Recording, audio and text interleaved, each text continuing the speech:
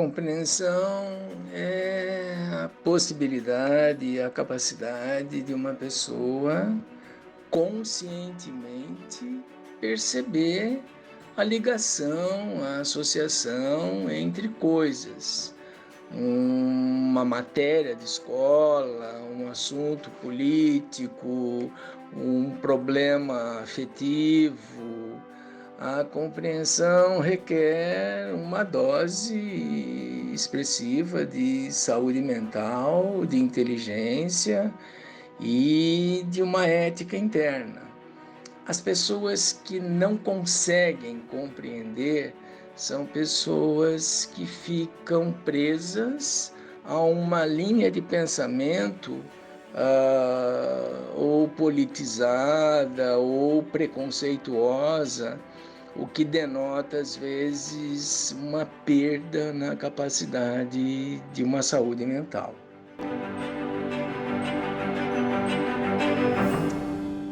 Então, falar de compreensão de valores, de coisas, da amizade, por exemplo, do casamento, da espiritualidade, em uma sociedade onde tudo muda o tempo todo, onde há o imediatismo, as informações que chegam aos cântaros, aí, a maior parte delas fake news, né?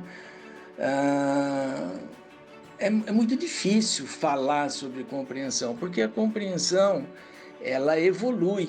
Né? Uma pessoa com uma saúde mental importante, uma saúde mental suficiente, ela vai percebendo a mudança das coisas. E como eu falei, compreender é a capacidade, a habilidade de associar elementos que estão dispersos num assunto, né? Na política, na história, numa matéria de escola, enfim, num relacionamento, e organizar isso, organizar a associação desses elementos. Então, a compreensão vai mudando ao longo da história, conforme a história vai mudando, conforme as coisas vão acontecendo. A compreensão sobre nós, seres humanos, ela inclui, sim, um aspecto depressivo, porque quando a gente recebe notícias de como nós, os humanos, estamos nos comportando, né? Na relação com os outros, nas amizades, nos casamentos, nos namoros, o feminicídio, o que está acontecendo no Afeganistão, o que acontece aí nas ruas, né? Os assaltos, e, enfim, esta compreensão que vem de uma pessoa sadia pode trazer um elemento chato, um elemento depressivo, mas fortalece a forma como a qual eu vou me comportar junto aos outros, junto às pessoas que eu amo, junto ao meu trabalho, junto às escolhas que eu fiz. Lembra que compreende aquele que tem saúde mental suficiente. Então, não vai haver pensamento suicida numa pessoa que teve a sua compreensão organizada.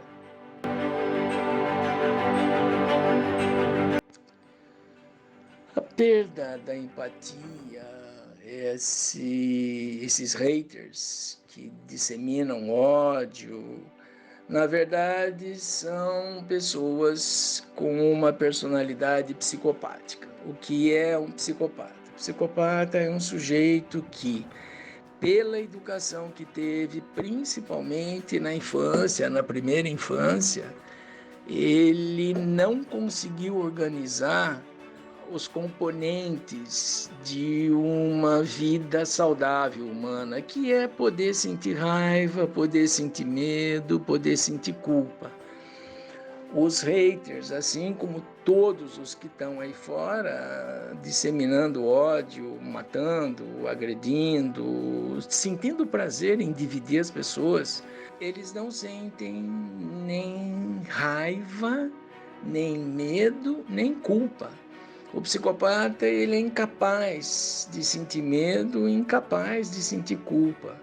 Então, nós temos criado ao longo da história, principalmente nas últimas gerações do mundo, principalmente aqui no Brasil, pessoas com uma personalidade psicopática bastante avançada, capaz de maldade, são aqueles que fazem aquele bullying mais terrível, são os que têm inveja daqueles que estão bem e procuram quebrar o bem que essas pessoas vivem, é aquele que separa aquele casal de namorado, aquele casal casado, é aquele que faz mal a uma criança, né? É o pedófilo, é o sujeito abusador. Então, assim, nós temos tido um número muito grande de pessoas que não desenvolveram a capacidade de suportar raiva, sentir medo e sentir culpa. O suicídio, infelizmente, ele se disseminou principalmente aqui no Brasil. Nós temos dados do Unicef, do CELAB, que é o Centro de Estudos Latino-Americanos do Brasil, que o número de suicídios aqui tem sido o mais alto no mundo. E, infelizmente, entre idades de 9 a 25 anos, pregando principalmente aqueles de 16, 17, 18. O suicídio é uma condição onde o sofrimento que o sujeito tem, ele chega a tal ponto que não existe segundo seguinte de esperança, não existe um minuto seguinte de esperança. E o suicídio geralmente é cometido por pessoas que não têm nenhuma resistência à frustração ou têm pouca resistência à frustração. Pessoas que, pelo sofrimento, pouco sofrimento ou muito sofrimento, não encontram uma reserva psíquica dentro de si suficiente para poder enfrentar a dor e passar por ela. Então, o suicídio é cometido, né, todos os dias, todas as horas, por crianças que não ganharam o joguinho prometido pelo pai, por aquele adolescente que começou a gostar da amiguinha e a amiguinha não gosta dele e ele se enforca. Então, assim, a gente também está criando, junto com os psicopatas, uma geração pobre no quesito resistência à frustração. As pessoas hoje não têm nenhuma resistência à frustração, poucas pessoas conseguem ganhar isso. As questões sociais não levam ninguém ao suicídio, a não ser que haja, como houve lá no Plano Collor, empresários que ficaram sem muita coisa, tinham seus investimentos na poupança, e aí houve um caso espetacular em 92, 91, 92, onde o empresário colocou os filhos, colocou droga no café dos filhos, no da mulher, entrou dentro do carro, na garagem, e jogou o carro na piscina e afogou todo mundo. Então, assim, é muito raro que o problema social leve ao suicídio, tanto que existem miseráveis, gente passando fome, e nenhum deles suicida. O que leva ao suicídio é a pouca resistência à frustração. É o bullying para aquela criança, para aquele menino, para aquela menina que tem pouca resistência à frustração, não tem apoio em casa.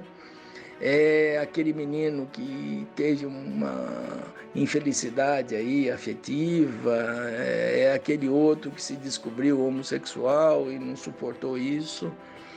Mas não existem muitos avisos de que alguém vai se suicidar.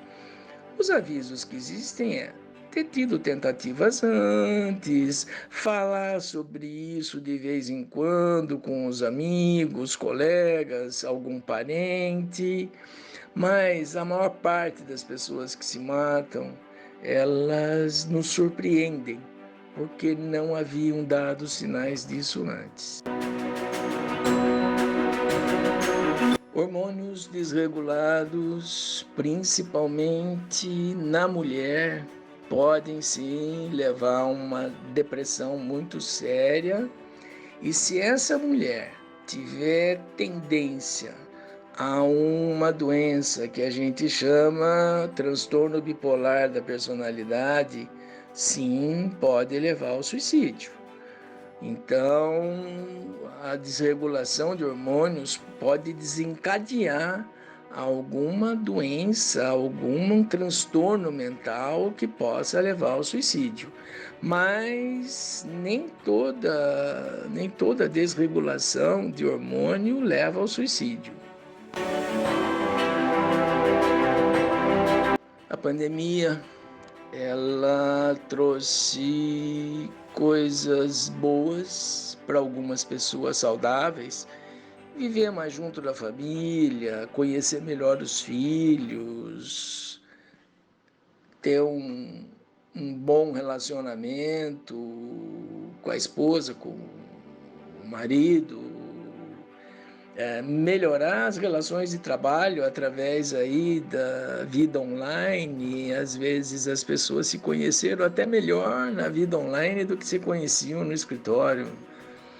Mas para outras pessoas que já tinham alguns defeitos emocionais, a pandemia foi terrível. Muitas separações, muitos divórcios, muita criança abusada, muita criança maltratada, criança morta, como a mídia noticiou aí muitas vezes. A convivência nossa, humana, ela é regulada por uma coisa chamada afeto. Afeto é a capacidade que a gente tem de amar alguém e ter medo de perder esse alguém. O contrário de afeto é indiferença. Quando as pessoas ficam longe de quem amam, sentem falta, sentem saudade, querem ver.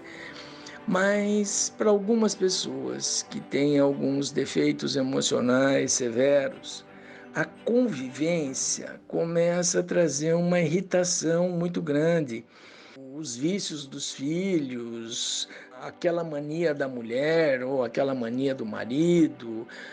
Com a pandemia, algumas pessoas começaram a beber mais álcool dentro de casa, o que aumentou a agressividade muito grande contra mulheres, contra as crianças.